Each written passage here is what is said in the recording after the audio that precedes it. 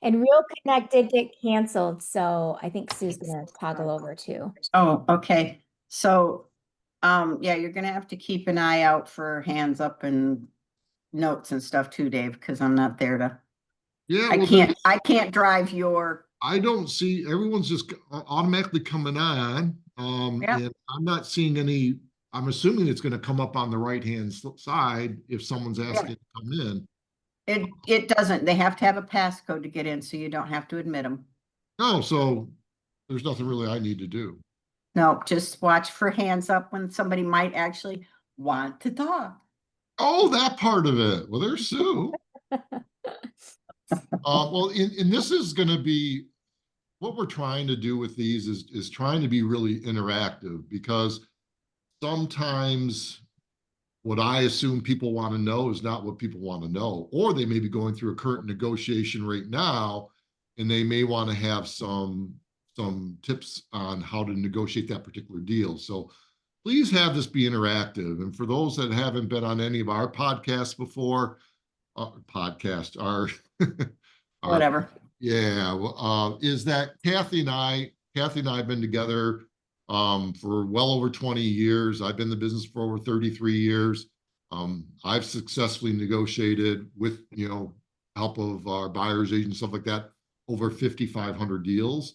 And one question I get asked a lot on my listing appointments is, you always get that what sets you apart type of thing. And people always ask me, Dave, what are two things that you do that you think you do better than everybody else?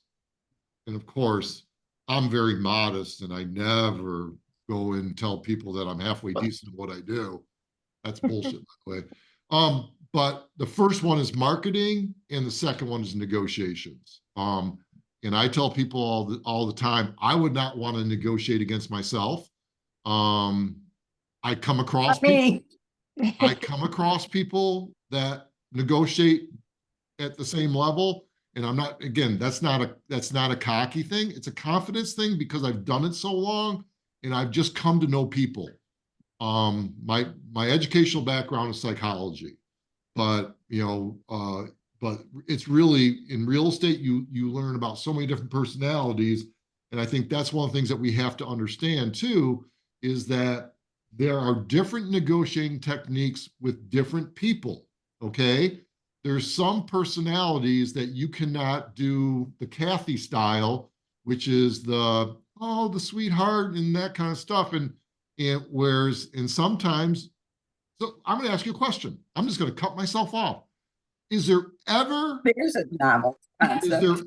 good time to almost, again, I don't like to use the term bullying, but is there ever a time in a negotiation where you may have to kind of bully?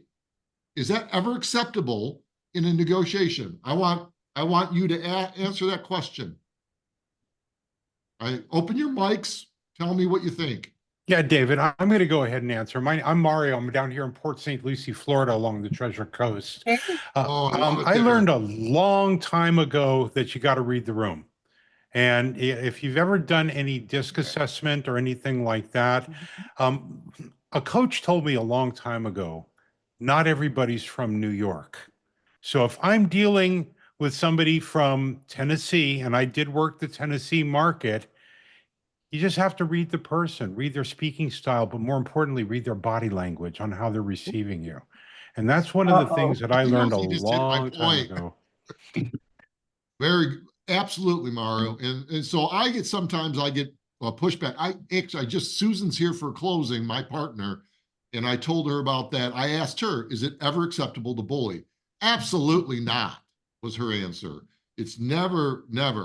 And so here's kind of my take on it, is that did any of you when you were younger ever have to deal with a bully? There's only one way to deal with a bully. And what is that? You got to stand up to them. If you wilt or anything like that, because you absolutely have to do it. You have to be a chameleon. You have to adjust the negotiation to who you're people with. And so I think that was really good to set this all up. So I'm not just thinking that you think I'm speaking out of my rear end when we go over these different things. Okay, that there is some science to this, and there also is a lot of experience. So the first thing I would like to, the first thing that my favorite saying is, whoever negotiates best wins. Okay. Now, one of my things is going to be win-win or no deal type of thing. You want to create a win-win in all situations, but the people that negotiate well and do these things that we're going to talk about win. And I want to see a raise of hands. Who thinks negotiations is like playing a game? Who thinks it's playing a game? And whoever plays the game best wins. Can we agree on that? And, Yep. and I know a lot of people, they'll say, Dave, come on now, you're a professional. It's not a game. This is people's lives and things like that. No, it's a game. And whoever plays it well and whoever understands these different concepts will win. So with that being said, let's get into what I think is the number one thing you need to understand in negotiation, and it's understanding leverage and also how to create leverage in a negotiation. So to me, and I sometimes think I'm pretty smart and bright and stuff like that. I'm really not. So whenever you think I'm wrong, I want to hear your counterpoint. Say, Dave, that's bullshit. I want you to listen to this. I love that. I love that because I don't have all the answers. Why Kathy and I work out so well. She will call me on the mat all the time. But to me, the two most important things in understanding leverage or creating leverage is the first one is supply and demand. And the second one is, again, understanding the supply and demand is understanding motivation. Okay. Now I want to see another hand raised. Who thinks that coming into a negotiation, the two parties on equal ground? Is there ever a time when two parties come into a negotiation and it's equal? Okay, we talk in real estate. I'm going to take it one step up. Who thinks in a personal relationship, two people come and you're on equal setting? Oh, Machiavellian people on my podcast. I love it. 100%. 100%. So let me ask you. Sorry. So to me, we have to understand who has the leverage in the negotiation before we even start. So the first thing is supply and demand. Let's get into that. It's pretty basic with real estate, right?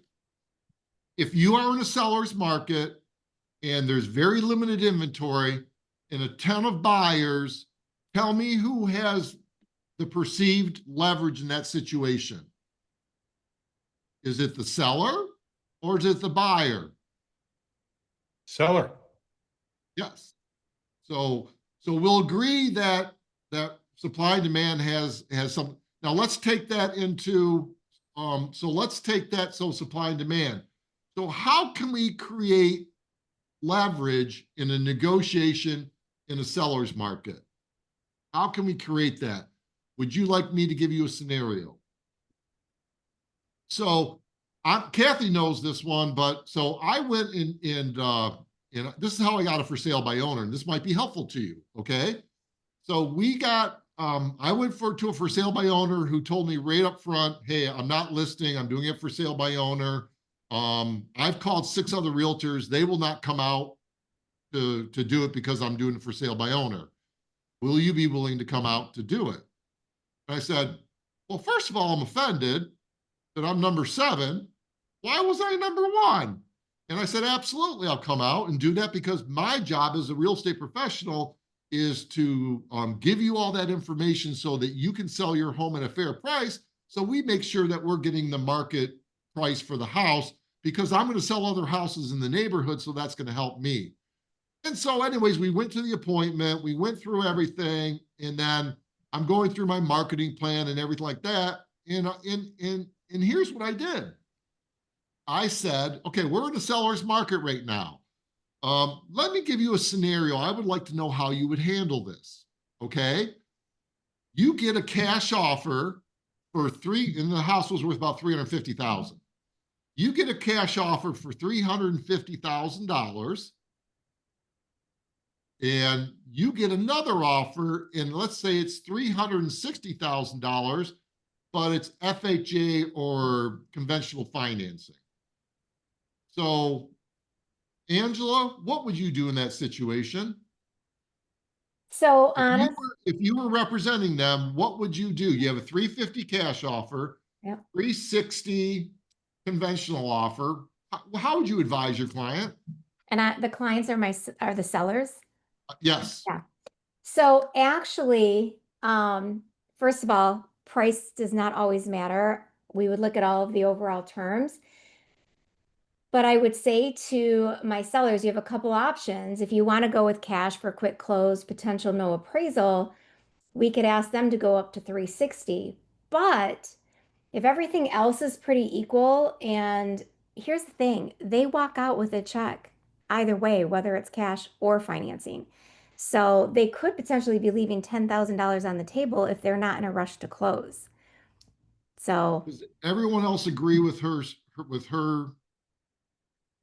she said?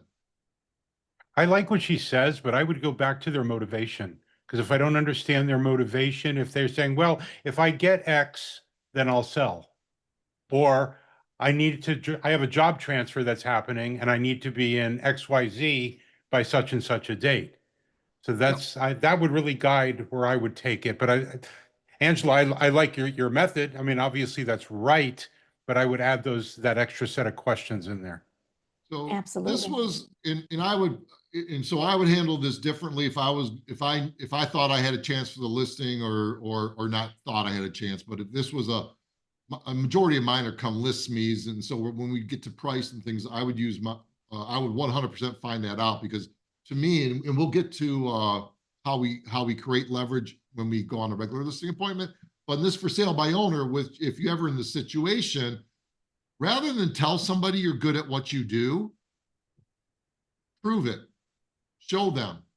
So I'll put that scenario out, and this is the answer I get every time is, oh, I take the 350 cash all day long. I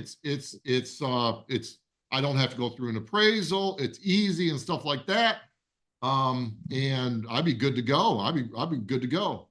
And I'll say, well, I get that, but you just left $10,000 on the table. What do you mean, Dave? What do you mean? Let me tell you, would you like me to tell you what I would do in that situation, how I would advise you? They go, yes, I would. I said, first, number one, what I would recommend doing is let's pick the buyer we want to work with, right? Which is the cash offer. But what I want to do is I want to leverage the other offer I have in hand and go back to the cash offers agent and said, oh man, I love cash offers. That's wonderful. Thank you so much. One of the things is that, as you're aware of, we have multiple offers. And I've discussed this with my seller, and here's the situation. If your client is willing to go to $360,000, we will move forward with your offer. We'll have them bottom line and execute that today. And these clients go, never even thought of it. We wouldn't have done that. So you would have gotten us an extra $10,000. We're quibbling for sale by owner for whatever, 10,000 bucks. We want to sign a listing contract today with you. Okay. So that's and so I bring that up because that's what you want to be doing when you're negotiation, is you want to create leverage. The motivational aspect, that was going to be a couple minutes down the road, but let me just go over another thing with that. So what I do when I'm going in a listing appointment is I kind of tell people, I'm going to look at where I come up with the price range is what we want to do is look at the comparable sales. Okay. We sell a house twice. First person we're selling the house to is the buyer. Second person we're selling the house to is the appraiser. Okay. So our comparable sales have to justify the price that we have it at. Does that make sense, Mr. and Mrs. Seller? Absolutely it does. Then what I want to do is I want to look at the competition or the supply and the demand curve to determine where in that range, because the solds give us a range. Competition tells us where in that range we want to go at. But Mr. and Mrs. Seller always comes down to two things. This price comes down to two things. Period. End of story. Supply and demand. We just went over the supply and demand, but the second one that I can't assess, motivation of seller. How motivated are you to sell? So, and sometimes, and this was the speech I would have, not speech, and it sounds like a script. I hate scripts. I'm anti-script, but because I've done this for so long, it's a script. And I sit in a listing appointment and go, oh my God, these people are probably thinking this guy is, he's the dullest MF I've ever come across. He said that a million times, but that's not the case. Kathy, she's rolling her eyes right now because she's heard this a million times. But the sellers, they're like, so, but the motivation is the key. And so, Mr. and Mrs. Seller, here's the range we have. This is what the comps are telling us at. Now I would like to assess your motivation. How fast do you want to sell this house? Now, if you want to sell it fast, we want to go to the bottom of the range. But what we're also doing, Mr. and Mrs. Seller, we're not going to, I don't think we're going to sell for less money going to the bottom of the range. I think actually at the end of the day, we're probably going to sell for more. Or we can go to the top of the range. So what comes down to is I've had sellers that said, hey, Dave, throw it on the market. If it sells, it sells. If it doesn't, it doesn't. Big deal. They're going to go to the top of the range. If I've got people that they just got a job transfer to New York, they're going to go to the bottom of the range. But guess what? I'm probably going to sell for more money going to the bottom of the range because what am I going to do? I'm going to try to create a multiple offer situation. I'm going to try to get multiple offers. What does that create when I have multiple offers? What does it create? Leverage. Yeah. Sorry. Leverage is the key to life, guys. Leverage, leverage, leverage, leverage. And so that you can start comparing offers against each other and pitting them against each other, you end up picking the best offer or the best buyer, excuse me, and then you start leveraging the other offers to get them where you want to be. Does that make sense? Now, do you understand how supply and demand came into play? We're in a seller's market. We can create that. We went to the bottom of the range because of motivation of the client. But that's not necessarily, and I said that was a practical thing a couple of years ago. I think today that should be the strategy. I think we should, and again, you may be coming from different areas than where I'm at. I'm in Ann Arbor, Michigan. We still are in a seller's market. Okay. It's starting to slow down a little bit, but a house that's in good condition, that's moving condition, are getting multiple offers. Okay. That really is the key. And you've said that for quite a few months now. If that condition is on point in our area, it's still supply and demand, but those are really the only ones getting multiples unless it's a lower price point. But I say that we're in a seller's market, but we're leaning towards buyers with the fact that the buyers are more discerning right now. So what should we be doing as real estate professionals? What should we be doing as part of the 10%? I want someone to answer the question. I don't want to answer it because I've answered it a million times. What should we be doing with our clients then, if that's the case, Angela? Oh, you're muted. So if I'm working with my sellers, like it's giving them that information and visual always helps, right? When I'm doing my comps, like I have them look through the homes and really share with them that this is what we may still have supply and demand. You're getting more than you would have for your house before. But it is not 2021 where literally you didn't have to lift a finger to do anything. It's got to be in immaculate condition. It has to be clean. It has to be organized. It has to look good. We are fixing the paint chips on the wall. If you want that top dollar, and I always give my sellers the option, like, here's where we would price. This is the platinum. You don't have to do any of that. And we're going to price down here because we can't price here if you're not at that level. 100%. We're the real estate professionals. We are there. And one of my previous ones, I did the 5 steps to a successful listing negotiation. One of them is walking through the house and making suggestions as far as things to get the house ready for the market. One of my things that I say ad nauseum, that Kathy again will roll her eyes at this, is to my sellers, you will pay for that improvement one way or another. If you go ahead and do it yourself and do it now, again, first of all, the perceived cost of like a paint job is this. Perceived, the actual cost is here. Okay.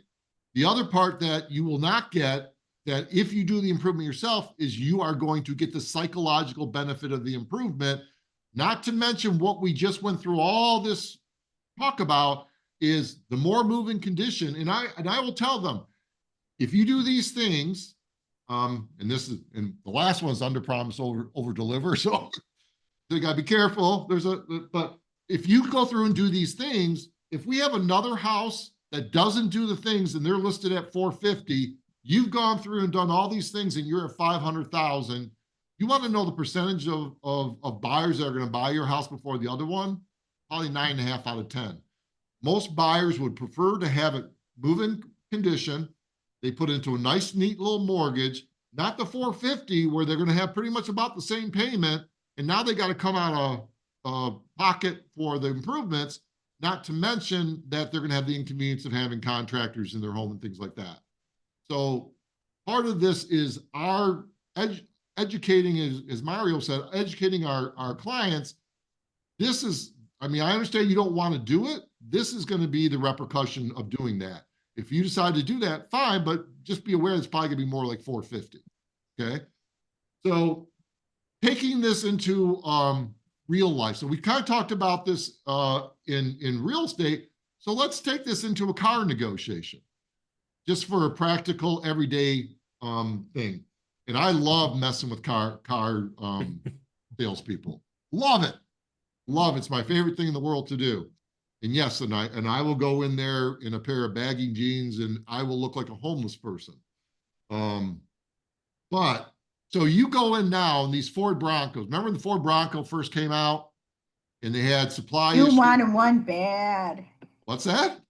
You wanted one bad. So yeah, with the Sasquatch package, with the manual transmission, things like that. When they first came out, you were paying over sticker for them because there wasn't a whole lot of supply. So now they've got a glut of Ford Broncos on the dealer lot. I can go in there and negotiate $15,000 off that vehicle today. And I prefer to negotiate with these car dealers first online and then go into the dealership because it's just a system that I have. And if you ever want to negotiate things like on eBay and stuff like that, call me because I am very, very good at any of that type of stuff because of the assessing of. Are looking for something you can't find and you can't stand shopping for it, call Dave. He will find it. I should start a business where, hey, you tell me what the best prices is, I'll find it, and we split the difference, and I would be a multimillionaire. If I ever give up this real estate gig, that's what I'll end up doing. But I like this too much. So the other aspect of this is motivation when you walk into a car dealership. So let's say you go into the car dealership and they're going to play all their games and stuff like that, and they say that's the best I can do. What's the best way to negotiate in that situation? If you don't really need, so that's the motivation part. So I've got 2 cars, right? But I'm thinking about getting a Ford Bronco, trading in. I've got a second SUV that I use for the winter because my regular car has 185,000 miles on it. It's rear-wheel drive, doesn't like snow. So I'll go up his driveway. So if I walk into the dealer, I've got cars. Am I really? So my motivation isn't huge. I'm walking into the car salesman. He's got 35 Broncos on the lot there, 2024, that were supposed to be sold 6 months ago. Who has the upper hand in that negotiation? Yep. And if I'm having trouble, in that situation and they're not really trying to negotiate with me, what's my most powerful move that I can make? There you go, Mario. Walk the F out. And do you think they're going to let me walk out? No. Why? That's what I'm trying to get to. Why? It's not the money. They are more motivated to sell me that car than I am to buy it. The other aspect of this that I will always have is I will always have all that information. I know what the best price I can get in Pittsburgh, Pennsylvania, or California. I will find the lowest price that I can find that car in the country. I will have that with me. I will drop her in front of him. But Dave, that's in California and stuff like that. All right. It's $250 for me to fly out to California and drive it home. I've never really did that drive, so I'm just going to do that. Wait, Dave, wait. They'll sell it to me for the price I want it. Period. Because I had the leverage, lack of motivation on my part. They have high motivation. Does this all make sense? All right. So I think we kind of beat leverage to death, but it is number one, the most important thing. Can we all agree on that? If you think I'm full of shit and it's not the number one, please raise your hand. Dave, you're full of shit. Well, but not about this. Oh, yeah. Sorry. Well, I mean, but this is my thing. So can we go on to number two then? Oh my gosh. Please. Kathy's like, oh my God, Dave just likes to hear him talk. I can't kick This him. stuff I do. On this stuff I do because I love it. I can't kick him because I'm too far away. Usually I just whack him. So first key, leverage. 2, communication.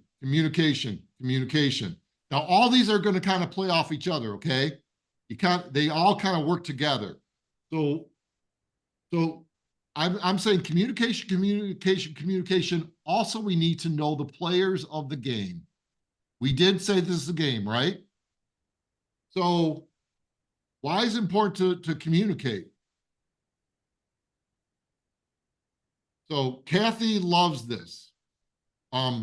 There's an old adage, yep.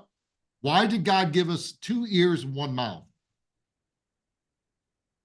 Because to listen twice as much as we talk. As you can tell, I don't follow that rule. Just kidding. I actually do. But see, Kathy may admit this because she doesn't even realize this. In a negotiation, whoever talks less wins. Whoever talks less wins. Guess what? When I get an agent that I'm talking to and they are diarrhea of the mouth, what does that tell me? What does that tell you? When you get someone that's just going blah, blah, blah, blah, blah, blah, blah, what does that tell you? They're desperate or their client is desperate. That and It's a lack of confidence. yeah, Mm-hmm. Mario, you're my boy. Yes, 100% Mario. Lack of confidence. And what does that tell you? You got the upper hand. You're probably going to be able to steamroll this person. So did you just create some leverage? Oh, see? So you got to know the players of the game. So that's the other part of this too that I want you to do is always use open-ended questions when you're talking to, and again, I think it's important with your sellers, with your buyers, with the agents you're dealing with, open-ended questions. Let them talk. Let them talk.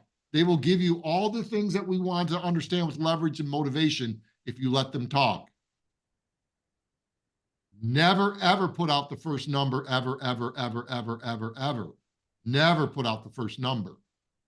Because they will give you, they're going to, by talking, they're going to give you what they're thinking as far as price and things like that. Because I never give out the first number because I've seen situations where I negotiated a deal for a lot less money than I thought I could potentially get it for. And if I had given out the first number, it would have been a lot higher than what I ended up getting it at.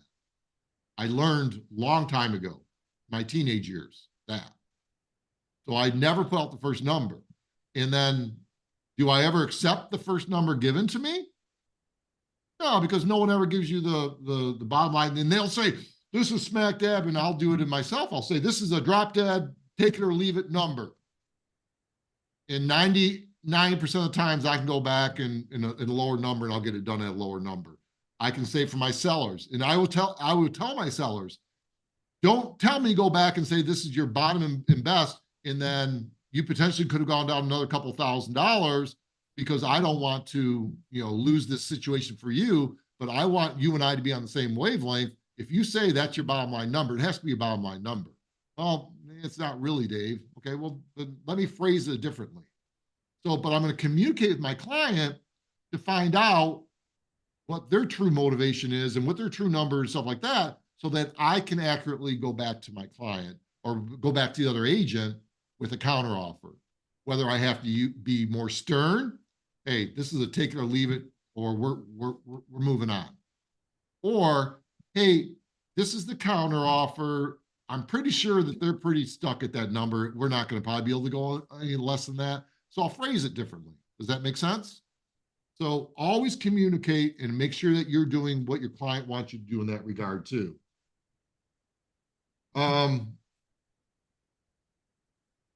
Don't put words in your client's mouth, for sure. It's one of the things that. The other part that I think is important with negotiation is educating your clients about this very thing. So in my listing appointment, I tell my clients, if you are like on your way out and you're on your way out for the showing, agent shows up early or the buyer shows up early, here's what I want you to say. I want you to roll your eyes like this. This Mueller dude's our realtor. He's absolutely forbade us to talk about the house at all. So I apologize. He's an asshole. But you know what? He says all communication has to go through him, and he won't. So we're on our way out. So, or I'll just tell him, hey, we're on our way out. Dave, the Mueller dude that's on the sign, talk to him. Or I'll say if they're uncomfortable, because some people are, and just say, you throw me under the bus. You roll your eyes and say, talk to Dave. He likes all communication to go through him. Why do I say that, Kathy? Buyers like to listen and sellers like to talk about their house. Well, so here's the deal, is that you hired me to negotiate, and we've kind of agreed that I'm a pretty good negotiator.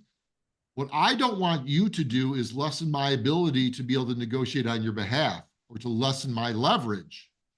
So if you give them anything toward your motivation, that's gonna lessen my ability to be able to negotiate top dollar for you. Does that make sense? 100%. We want everything to go through you. And so that's important. And I'll give you an example of a situation that happened to me early in my career. And it's actually Pat Daum, Kathy. So Pat, a client of mine was looking for a place out in Jackson, waterfront property. Back then we only stayed in like Washtenaw County because I didn't have all the data to go out in other areas. And I said, Pat, I don't feel comfortable showing you houses out in Wolf Lake. I just don't know the area. Okay. And finally I referred him to somebody. He called me back and said, Dave, no, it's not going to work. Can we do this? I will locate the property. You show it to me. You negotiate. I said, well, as long as you understand, I don't know that, Dave, I don't need you to know the area. I want you to negotiate. And I said, cool, fine. I agree to that.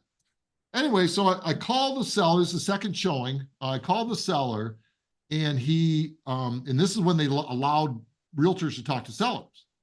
And the seller goes, first thing he says is, this is the second showing. And I said, yes, it is. And he goes, well, don't bring me no lowball offers. Pat was going to pay full price for this house, $165,000 back then, which would be $400,000 today. Don't you bring me no lowball offers. Oh, no, Mr. Smith. I would never lowball you. I don't need, what would a lowball offer be? Well, I just got an offer for $125,000. I told him absolutely not. Oh no, that sounds like an insulting offer. No, I would never do that. No, I'll show it to you. And if he's interested. So we ended up writing for, I think, $145,000. He would have paid full price, $165,000. Because the information that seller gave me, I went in at $145,000. My client got it for $20,000 cheaper because, first of all, the agent let me talk to a seller, which is the worst thing you could ever do. And then the seller Again, gave me the information. So advise your clients, talk less. Whoever talks less wins. Seriously. And in negotiation, give out very little information. And the other part too, Mario hit it on the head. When you start giving diarrhea of the mouth, what I take from that is that you're not a confident realtor. And I'm gonna steamroll you. I'm not gonna be a bully, but I know what tact to take with you, because you've given me signs to your motivation, and your client's motivation, which you never should have done. Part of the 10%, that's for sure. Absolutely. And then the other part that I think is kind of interesting is do your research on these agents, okay? Kathy and I had a situation where we wrote an offer on something and the agent kind of said, well, we did our Facebook stalking of you and all this kind of stuff before that they would even look at our offer.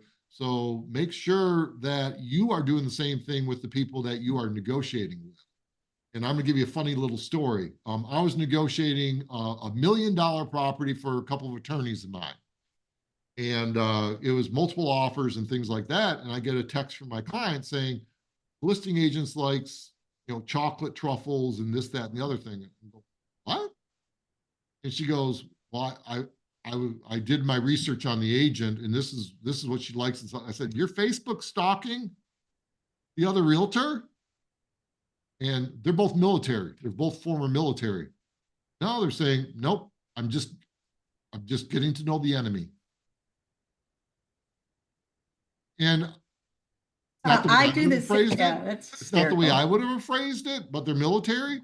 But I mean, the fact I'm bringing it up, it hit home. And Kathy knows that I Facebook stalk everybody. And we get someone that wants to come into DMA. I'm Google, TikTok, Instagram, everything. I will know everything about that person. I will know where they live. I will know how old they are. I will know all the stuff before they even walk into the office. I will Facebook stalk every single person that I have to do a negotiation with, 100%. When I work with the buyers agents in our office, and my first question to them, I review their offers. We go through this. My first question to them every time: who is the buyer's agent? 99%. Well, not now. It used to be in Ann Arbor. I knew 99% of them and have had drinks with them. It's not so much like that anymore because we're so spread out. But if I don't know them, I'm going to find out and make sure both the buyer's agent and I do know them by what's obvious to us, the easiest part to get to. And internet is just, again, be thoughtful about what you put out there. The other thing that is that this is a raise the hand thing too, is that have you ever had a deal with another agent and they basically just threw their client underneath the bus to get a deal done? Have you ever had that happen? I've had it happen many times and I'm just aghast. They just want to get the deal done. They're not negotiating on behalf of their client, and they just want to get a deal done. Do you remember those agents? I do. And I know when I'm going to come negotiate with them, I will tell my clients exactly the situation. Same thing with lenders. You need to know the lenders. You need to do the back search on, there's certain people that, if anyone's with Rocket Mortgage here, I apologize. But Rocket Mortgage, in my world, they way overpromise and underdeliver. And they promise the world, and then when it comes to actually doing the financing, yeah, Bank of America, yeah.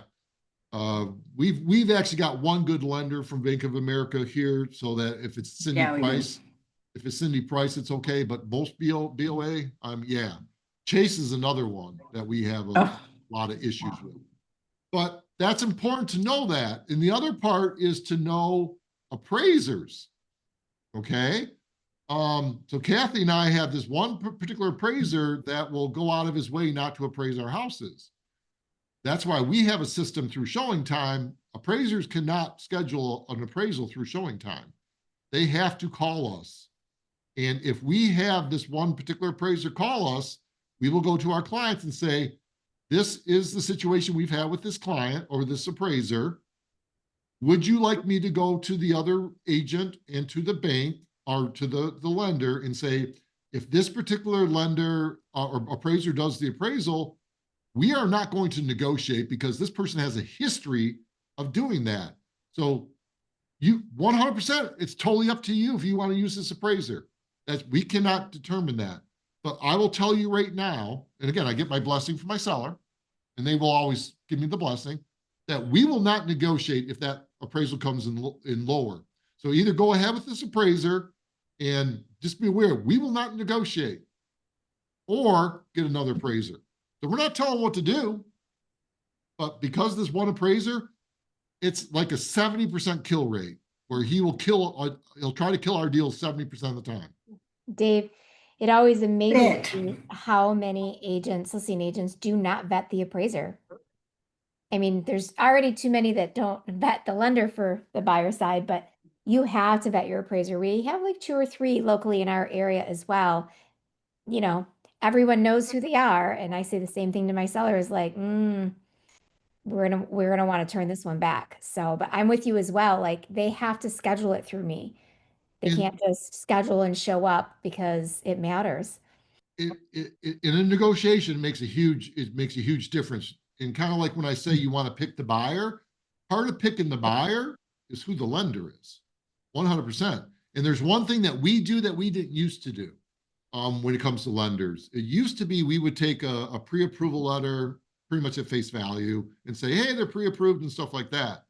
When's the last time, everybody. Kathy, when's the last time, Kathy, that we accepted an offer and did not make a phone call to the lender and absolutely verify either by email or or phone conversation or text message that you have verified employment, income, credit, and funds to close.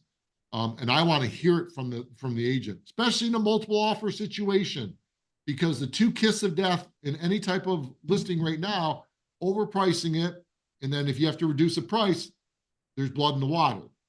The second one is getting an offer, multiple offers. You go 20 days down the road, 25 days down the road, and it doesn't appraise or they can't get financing. Now you've lost all that initial momentum. And now you got to go back on the market. And what's the first thing everybody says when you go back on the market? Was it on the inspection? What's wrong with the house? And whether there is or isn't, it's now in their head. So that those lenders get to know the players. And part of the players is the lender. Can you go back on, can you touch back on the appraiser, vetting the appraiser? When Yeah. you say that, is that the only way that you can do that through showing time by having the appraiser having to call you direct to do, I mean, how do you, because there's a one in my area and it's the same thing. It actually benefited me, but I know that this guy, like you said, will always kill the deal by several thousands of dollars. So if I have somebody, how do I make sure I don't get him in a particular area where he always goes? So back in the old days, we had a little bit the loan officer had a little bit more discretion in who they have. So now they have actual appraisal board type things and appraisal companies where they're the ones, it has to go through this appraisal board process type of thing where they vet the appraisers and it goes through a system. Loan officer can no longer talk to them at all. So I think the only way you can vet them is the way we do it. So if you allow them to schedule through showing time, now be aware, you cannot say, we will not allow this person to appraise the house. Okay? Kathy knows that I get really close to that fine line. I do.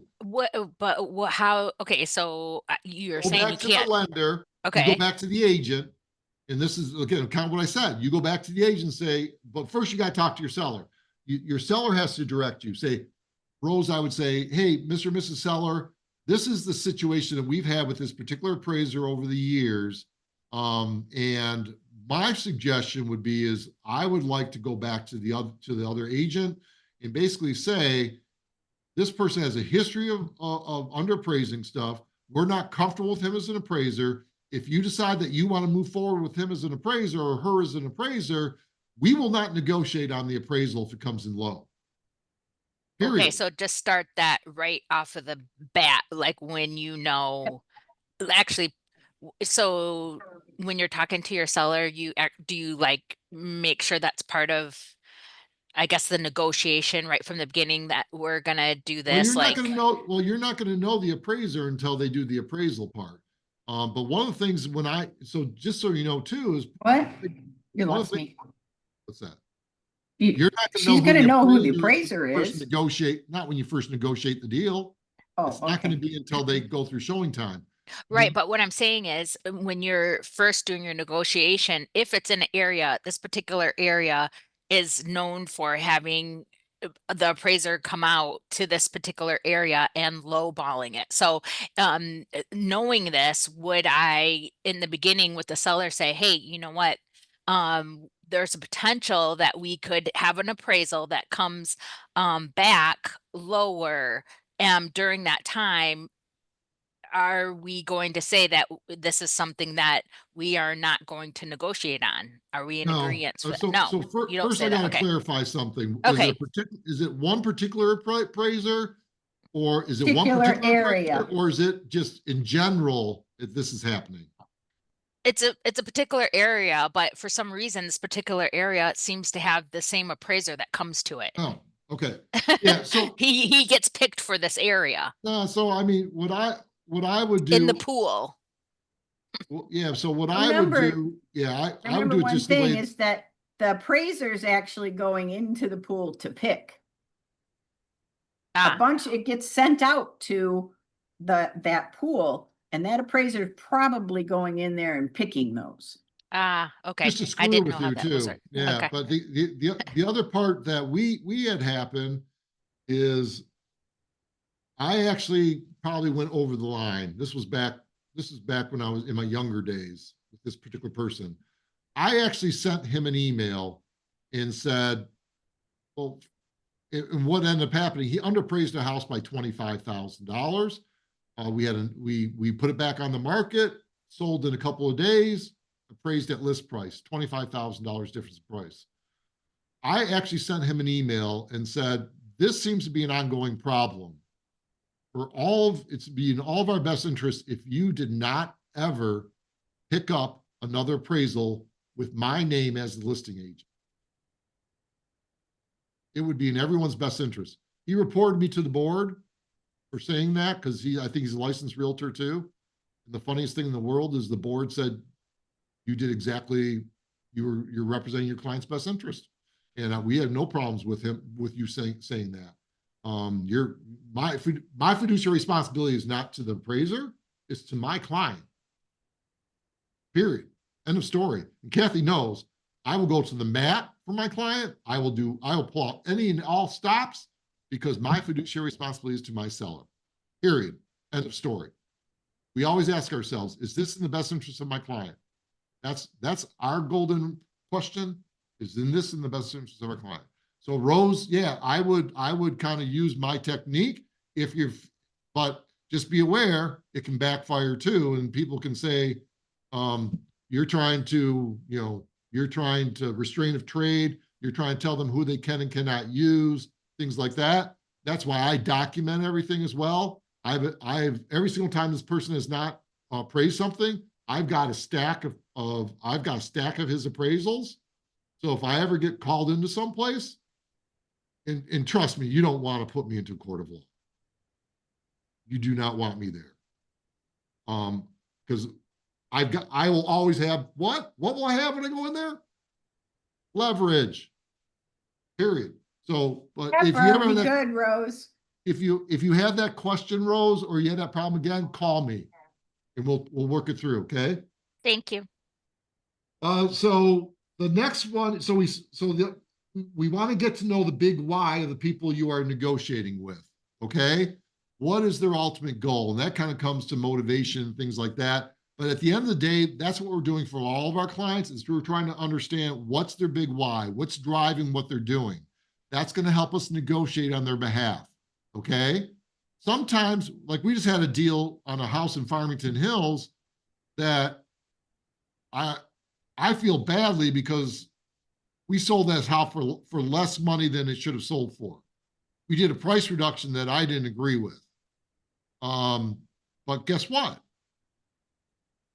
It's not my decision to make. And again, it's one of my buyer's agents that was dealing with the client, that was being a seller's agent. I didn't agree with it, but guess what? Seller wanted to be done. He didn't want to go to winter. He doesn't care if he loses $15,000. Doesn't matter at all. He wants to be done. He wants to we found out his big why. So it's not for us to make that decision. It's for them. So find that out with every one of your clients. That will help you negotiate on their behalf. Does that make sense? And then when you work with buyers, I mean, that's the big thing, is the big why. Number 4, again, I know we're kind of time, and you can tell I'm a little bit loquacious, more loquacious than normal today, because I love talking about this stuff. Number 4 is important to me, and it's creating a win-win situation. I think that all parties in a transaction, whether it be personal, divorce, real estate, everyone's got to feel like they won, at least something. Okay. If one party feels like they were damaged and they were, and they just got taken to this woodshed and nothing good happened, and they're at closing and they're mad, that to me is not a successful transaction. That was not a successful negotiation. Now, I did what my clients wanted, but most of the time if that particular situation happens, guess what ended up happening? The other realtor drove them to the woodshed. We just had to lock the door.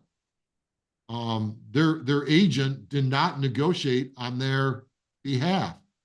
And so we want to negotiate on our people, but at the end of the day, who of us have been at that closing where everyone's just so happy and they're talking to each other? Everyone feels like they got what they wanted and things like that. The other part about that win-win situation is that's going to help us with repeat clients as well, is if everybody feels good about the transaction. If I have a seller that feels like they got screwed, I'm not going to get any more business down the road from that person. If you get a buyer that feels that they got screwed. And then the other part about that too is, please go to all your closings. Please go to all your closings. Please, please, please. These big old teams where I'm at the closing with my clients and the buyers are by themselves and they don't have any representation at the closing. It is sad. So even if I can't make it for some reason, like I am out of town or whatever, I have someone go in Someone my else. place. Oh, Right? yeah. We've got enough people. We make sure somebody's there that knows them. And that's part of our team concept that we all know. Too many agents do not attend, and it just, to me, I don't have any understanding for that. And have you ever been at a closing where the client is seeing their numbers for the first time? They never got a closing package at all. Okay. So I want to take just a couple minutes on this, just because it's so important, because your easiest business in this career is going to be repeat business. Okay. And one of the biggest problems and biggest mistakes most realtors make, including us, we're not immune to it, is we spend all this money on new leads, Zillow, Ylapo, social media, which don't get me started on social media. So I got to say crash shit to somebody and dog out a house to become a social media star for me, people do business with me. Anyways, another side. But this is the last opportunity you have to make a good impression on your client. The closing will be what they remember. If everything else was smooth and perfect and great and the closing does not go well, you're probably not going to get any business from that client moving forward. That's the last thing they remember. And I see it happen all the time, where the client doesn't prep their people. We send out a closing letter saying, hey, this is where your closing is. Here's the utilities and things like that. So we make it just so there's no stress involved. So that's the part. So win-win situation. Last one, and you're probably thinking it doesn't really work in a negotiation. Why am I? Yeah, Mario. And then the other part too is setting them up too for that review. So set them up and say, hey, I'm going to be sending out something to you. Or get them to do the review right then and there. A lot of coaches tell you get the review before you even get to closing. I like to close. Oh, on video. Yeah, that's perfect. So, I mean, get that on your social media. But ask for that review, when you're, closing too, saying, I'm going to be sending you out to review me on Zillow or whatever. Could you please do that? So many people rely on reviews nowadays to pick a real estate professional. Could you do that for me? But the last one is always under promise, over deliver. And to me, that's whether that really fits into the negotiation. So we just had a situation. I'm going to bring up an example that I screwed up probably is we had a listing appointment in Whitmore Lake, and we're kind of talking about doing the pricing on a little low end. And I might even said that this is where we're going to price that. Where I think we'll end up being is $340,000 is where I think we'll end up at. Okay. So we do all the things that we said we were going to do. And guess what? I got 2 offers, but they were both full price. Now I was able to leverage the one. They were both full price. One buyer was a little bit more money down. And while I still had the doubt in the one person's mind, even though we went back to the other person and said, you want to change your offer? And they said, no. We went back to the other offer and we said, hey, if your client's willing to go to 332, we'll move forward with your offer. And 5,000 earnest money deposit goes lower earnest money deposit. And they accepted that. So we ended up getting $2,000 over list price, right? So was that a win? No, it wasn't. Actually. No. It wasn't. And that's why I bring this up. I kind of led them to believe that they were going to get $340,000 for their house. So they were actually giving me a little attitude about, well, wait a second. And I didn't say I was going to get you 340. I said that would be the goal in the negotiation. I would love to get you 340, right? They hung on to that 340. Now, the reason I bring that up is when I started talking about 332, which is, I mean, this is a 1,200 square foot house, 3 bedrooms, 1.5 baths for $330,000. And I'm thinking I did pretty damn well, right? They didn't think so. Okay. So always under promise. And then like we were talking about with the, that one situation, we were talking about the for sale by owner, where I didn't say I'm the greatest negotiator since sliced bread. This is what we're going to do. This is how we're going to get you more money and things like that. I gave them an example showing the value. So I didn't promise them I would do one thing or another. I showed them that this scenario could happen. How would you handle it? Then they realized that they were in over their heads. And the funny thing about that for sale by owner, we ended up getting $20,000 over list price on that one for sale by owner. But I see too many people. We talk about Rocket Mortgage. And again, I'm not trying to be mean to Rocket Mortgage. It's just that I've seen it happen so many times. They overpromise what they're going to be able to do for the client. And then when push comes to shove and they actually do the documentation, things like that, they don't deliver. And think about how badly, the fact that I'm talking about them in a situation that I will tell my clients, when we get multiple offers, what do we do when we see, again, someone's going to, this thing's Bottom of the pile. They'll probably hit some Rocket Mortgage's desk. But what happens to the one where the pre-approval comes from Rocket Mortgage? Go to the bottom of the pile. Or midway through, yep. So, so why? Why does it? Because I'm gonna just take one step back. Rocket Mortgage has made some great improvements. I would agree with you too. And we've done deals. Yep. It's just not, if you've got a better option, and this is something, something I wanted to like, okay, I'm gonna tell one story in this whole mess here. And Angela, alluded to it early on about highest and best. Highest and best is not all about money. It's just not all about money.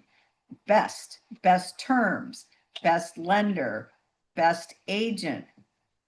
Yeah, best money is great, but there's two: best closing, best occupancy, all those things that go into making the best deal, best situation for your seller, your buyer.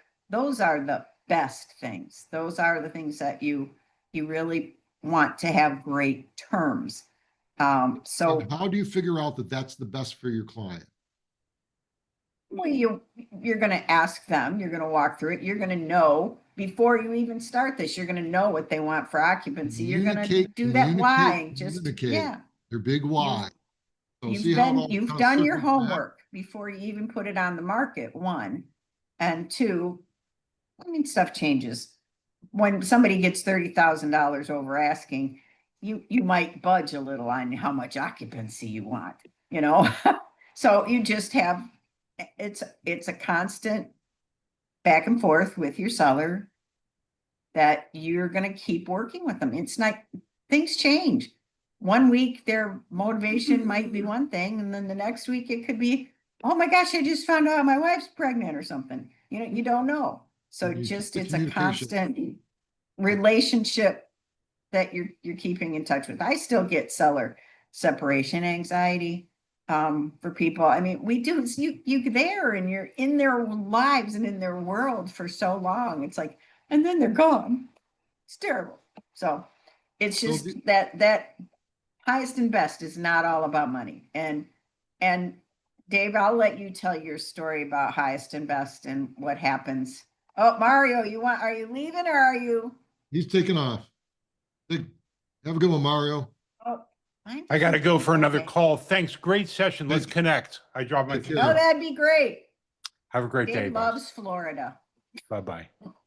Oh, I gotta send Dave a picture of the house next to the hotel that's for sale. What were you talking about, Kathy?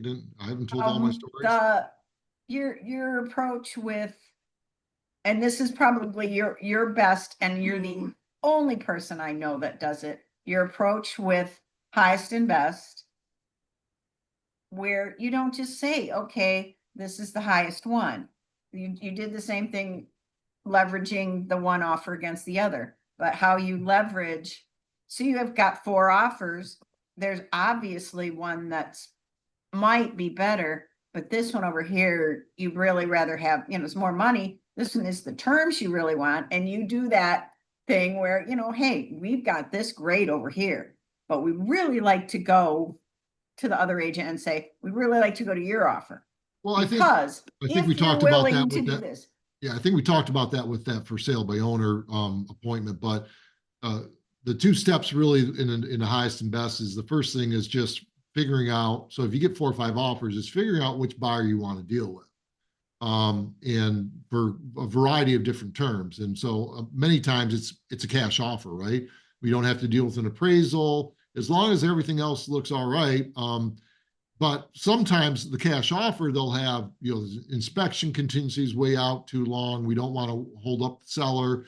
They may not be as much money, because how many people out there think that because they're cash, they should get a better deal, which I don't necessarily agree with. Because so if the other part too is, so if I have a cash offer for 350 and I've got a 370 offer, and it's with a lender that I like, and it's 30% down, and they have a $20,000 appraisal gap language. Is it really, I mean, is that cash offer really better? I let the seller tell me if they're more comfortable with the cash offer, and then, yeah, then in that situation, I really like, because I can go to the cash offer and I can say to the agent, hey, you know, we've got multiple offers. I never tell a client, I never tell an agent what I have in hand. They can figure it out. If I'm counting their offer at 370, saying, hey, if your client can go to 370, we'll go with your offer, they can pretty much figure it out. But I don't ever tell somebody. And some people tell me, Dave, it's in your client's best interest to tell me what that number is. I disagree. So, and then if they say, no, we're stuck on 350 because it's cash, then I'll go to my client and say, hey, they're done at 350, but the 370, they got $20,000 appraisal gap.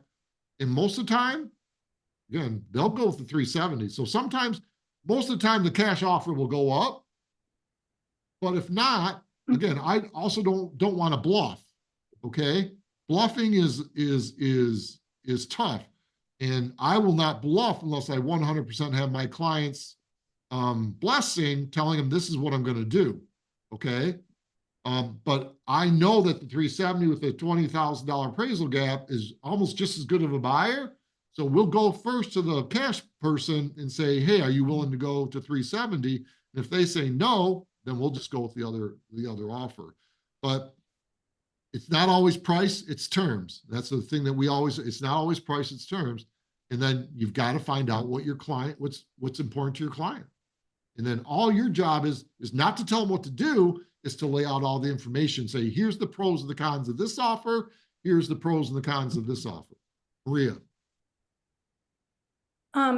What would you do, David? Say the cash and the mortgage, both of the offers are like, I don't know, just say 350, and you Yep. went to the cash one first to see if you could get it up. Say the house was listed at 360, they both come at 350. So you go to the cash one, they don't come up. Then would you go to the other one and then try to get that one up too? Like if one said no, would you go back to the other one and try to get that one up? So there'd be a lot of different, I can't just answer that question without any additional information. How long has the house been on the market? What is the motivation of my client? What are the other terms of the offer, not just price? But yeah, typically, especially in situations where, like this one that I just feel badly about, we got an offer that was low, and I'm just like, F you is my response, right? It's not my client's response. And I would have negotiated totally different. One of my buyer's agents, who was a listing agent, negotiated it. But he did it correctly because he asked the seller what was important and what they wanted to do, and he did what they wanted to do. So I think more than anything else, I would tell my seller, hey, so I went back to the cash offer. They're not willing to do it. My suggestion, or would you like me to go back to the other one, try to get a couple of $1,000 more, and get that done. And I take my direction from the seller. I'd never do anything on my own without getting the seller's blessing. Period. End of story. I'll say, this is what I'm going to do. Just like when we use the bullying and stuff like that, I will tell my clients, this is the strategy I'm thinking of using. And I will tell them, because I might try to force a deal down someone's throat a little bit, because I know that's the best way to deal with this person. But it could backfire, and they may just say no, and then we're stuck going such and such. How would you like me to do this? One other thing I didn't add in, but I think you kind of said it. You usually say, like, if you're countering the one, you would say something, because I know we've had this in the past, but you let them know, hey, listen, I've got this other offer, or you don't say how many you have, but there's other offers on the table, however you say it, but you let them know that there is something else happening on the table, and you're not bluffing, but you're 100%. Yeah. That's your leverage. I mean, one of the things, we're always trying to create the leverage. So my leverage is another offer. So, so these situations where you get a halfway, or have you ever had this situation? This is the one that gets me. So we just had a situation. I have a house that's been on the market for 60 days. It's listed at $299,800. We've been getting 280 offers because the agents here are on crack. Period. That's it. So what ends up happening is I get an offer for 280 with an escalation clause up to $322,000. Okay. So they offer 280, but it's an escalation up to 322. What would you do in that situation? First, you pray that you get another offer. So let's say no offer. Okay. This is how would you handle this situation? anyone, Maria, how would you handle that? If What would you you- got that offer, but no other offer, You have no other offer, You've got nothing to push it up. nothing to push it up. It's Well, 280, but had- they've got escalation up to 322. well, if your seller was Renee, who I had, she said, I'm not entertaining an escalation clause. They need to bring their best offer up front. So that would depend, maybe go to your seller and let them see what they think, but I haven't had that there was another offer in that Well, situation. we're gonna ask you, Maria, what should I do? That's gonna happen most of the time. Angela, what should I do? What would you recommend it? Angela, what would you recommend I do? So so the offer's there, but there is no escalation. There's nothing that is pulling There's it an up. escalation, there's nothing to push the escalation. There's nothing to push the escalation up. So I've only done this a couple times, but actually it's kind of common practice in our area to actually go to that buyer and just say, this is what we want you to write it for. Like, even Which if is that's- yes. right, So- like if you're willing to escalate to that, just write it for that. Even without there being an escalation, it pushes it I up. would agree with that. Yeah. Yeah, I but always love, Ballsy, but yes. so most of the time I'm not gonna, so if they're escalating to 322, you could ask them to write for 322. right, But right. you're only listed at 299. Mm-hmm. Yeah, without So it, to me, Yeah. that would take some giant cojones to do Yeah. yeah, that. I've only done it a couple of times and it's usually not that big of a gap. And it is because the seller, because I will say in our area, there are a lot of sellers that were super over the whole escalation thing because it was so crazy for so long. Yep. And they literally will say the same thing that like, well, if that's what they want to pay, just tell them to write it. And I've seen a lot of listings also this summer that will say in the agent remarks, the seller will not look at escalation offers. So first of all, shame on any of those listing agents, those listing Yeah, they agents. leave money because on the table. only time a seller says that is because the listing agent has told them not to. Yep. Shame on them. And Yep. I get questions all the time because that's all I do is list houses for the most part is Yeah. will your client look at escalation clauses? And I'm And as like, a buy, when I'm on the buy side, hells yeah. I get a lot of my offers accepted because of that escalation clause. And sometimes we don't because I do tend to advise a little bit more conservative, like, let's not offer a $30,000 appraisal gap because guess what? You're going to be paying 20 of that, right? Because it's not going to appraise at that crazy number and we're not in that market. But as Whenever I a get the agent, I win a lot that way. whenever I get the questions of like, will they entertain this or will they entertain that? Yes, they will entertain they will entertain your offer, but get it in writing and send it over. That's what because you don't know what the seller is going to do, you know? And that's the other thing we probably didn't discuss that we need to I'm glad I'm still recording, is never, ever, ever negotiate something that's not in writing on a piece of paper. Thank you. Never, ever, ever If it's not in negotiate a writing, text it does message or not an exist. email. And Go back, everybody. the other part is don't ever say what you're if they say, hey, would your seller look at an offer of 290 or 295,000? That's the soft way of doing the same thing. And Mhm. here's your response. Okay. I never have a conversation with my client about what they're willing to accept or not accept for this very reason. I don't want to know what they're willing to accept or not accept, right? Put it in writing. I'm happy to present it to them. And then we can find out together what my seller is willing to accept. Okay. Let me get back to would you like me to answer how I handled that 322 escalation? So first thing in my mind is, okay, I know that they're willing to pay 322 for the house, right? I also know that I've had two previous offers of $280,000.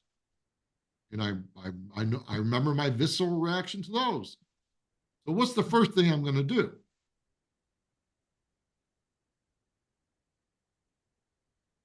Seller. There we go. Contact my seller and say, here's where we're at. This is the different things we can do. Let me run a scenario by you. If they had offered $295,000 cash, trying to think if anyone would have some here. No, you won't. So, 295K cash, would you have accepted that offer? Yeah, I would have.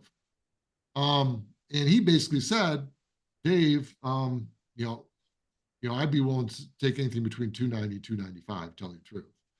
And so I said, what we can do, I mean, we can go back at full price or something like that, but we don't really have the leverage. I don't have another offer to show them. But I think in this window, if we went back to them and said 295, they're going to think that they just got $30,000 off the house. And the other part that I never want a buyer to ever think they could have gotten a house for cheaper. Just like we'll get an offer that's readily, I mean, we know my seller would accept it, and they would be like, how fast can I sign this SOB, right? And I'll say, nope, not gonna let you sign it. Nah. But you said, here's my recommendation.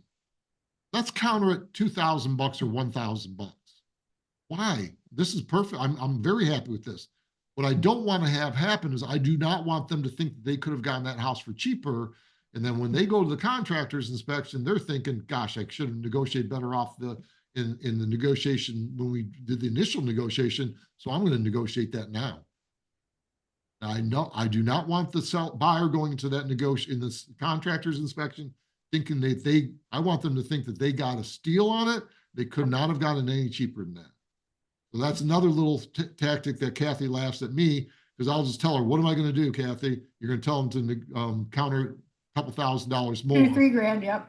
So they don't think that they could have got it for cheaper. So psychologically, they go in that contractor's inspection thinking, I got a good deal.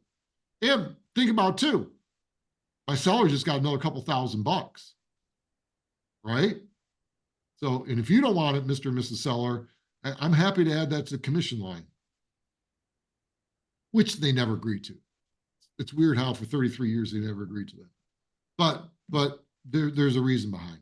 So Dave, Sue and I Yep. gotta go. Sorry, we've got another meeting that we've got to hop onto. awesome information as see you always. later. Thank you guys for doing this. Probably ought to thank you wrap so it up much. anyway. Have a Thanks. good Bye. one. See you guys. Bye. Bye. Maria and Rose, any last questions? Hi, Dave, where Rose. do I? Hi, Maria. I know, I'm like, hi. Just quick question. These recordings, do I find them in Work Vivo under the Michigan feed? Where can I find these Yeah, we're recordings? gonna try to get them on. We're gonna try to put them to work. Definitely the Michigan one and Break Room and Real Academy is Yeah. where we're gonna try Yeah. to put these on. Okay, Um, so the other one, because I tried to look for last week's and I couldn't find that one. So it's not loaded Kathy, yet, you should have. Did you get that on? or where is it? Well, last I week. thought I we didn't did. do one last We didn't week. have one. No, I mean the one before the Before? buyer. Buyer that one with should be Tony? out there. Yes. I'll double check it, but yeah, that went out. Well, But I'll where? double check. we'll, On how Work about this, Vivo. Rose? I'll They- send you a direct link. I'll They'll send you a just send direct you a link to your link. email, okay? Okay. Yeah, you guys have my email or whatever. Yep. Okay. Yep. All right. You got Thanks. Yeah, You can actually the find last everyone. two, the buyer and the seller one. The seller one like- was amazing. Yeah, I There know. was- That's why I'm like, there was if I this could get one guy- those two. There's this I'd be one great. guy that was talking about it. And then when you listen to the buyer one, Kathy throws me under the bus continuously because I was on a table getting a colonoscopy and she threw me under the bus while I was doing Did. that. I said Dave would tell you the wrong thing anyway. Don't listen to Dave when it comes to buyers.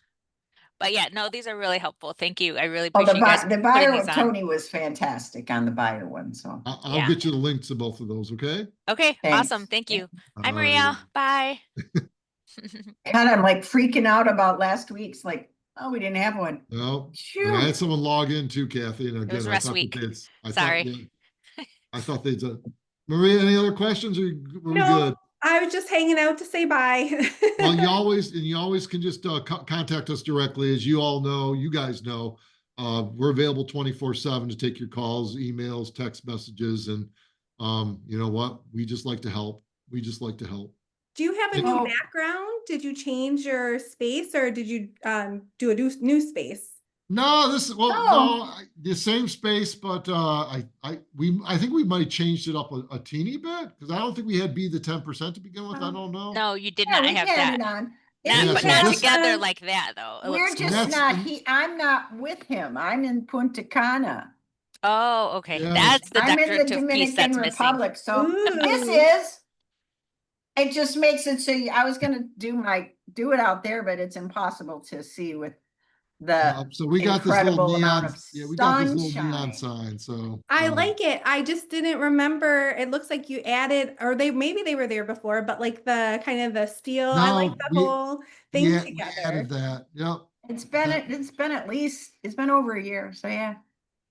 We All gotta right, do a kids, shameless plug, so. I got a beach calling my name. All right. All right, Thank I've you. got, I've Bye. got a grandson that I have to go, watch the soccer, All right. so. Thank you. See y'all Talk to later. you soon. Bye. Bye.